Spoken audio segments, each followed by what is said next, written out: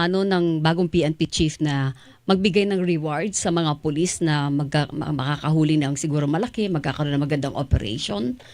Tama po ba yan?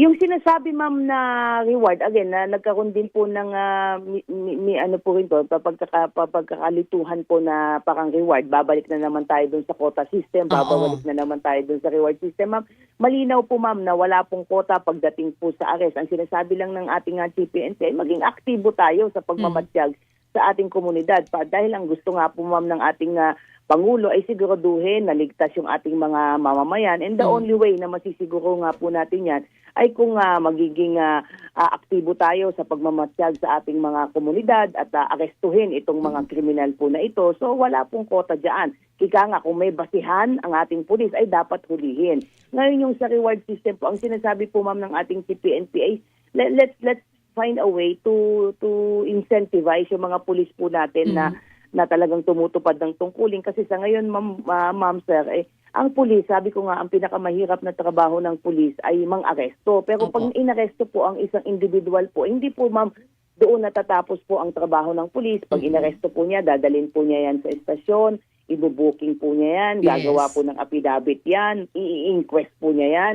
After a few days po ay mairarapon yan at maisasampa sa korte. At pagkatapos po nun ma'am ay a-attend po ng hearing yung pulis po na yon. At sad to say ma'am, pagka kami po ay tutuloy na po sa korte itong mga kaso po na ito, ay sagot na po ng pulis natin itong aming pamasahe, ang aming paggaso. Ang sabi ng ating CPNP, tingnan natin na ba po pwede naman nating incentivize yung mga pulis natin kapag sila ay a-attend ng hearing, ay kahit man lang panggasolina ng kanilang mga motor, ay mabigyan natin to. Ang papakita lang ay yung kanilang certificate of appearance sa korte. So mabigyan natin para hindi na sa isa-isa, lalong-lalo na ma'am, yung mga na-assign po doon sa mga drug enforcement units po natin ay ma'am, mahina po ang tatlo, apat na hearing yan in a week na uma-attend po. Kaya yun po yung gusto ng ating CPNP po na matulungan. Of course, ang sabi rin po niya ma'am, na yung ating legal service ay palalakasin niya para itong ating mga lawyers sa PNP lawyers po ay magsisilbing mga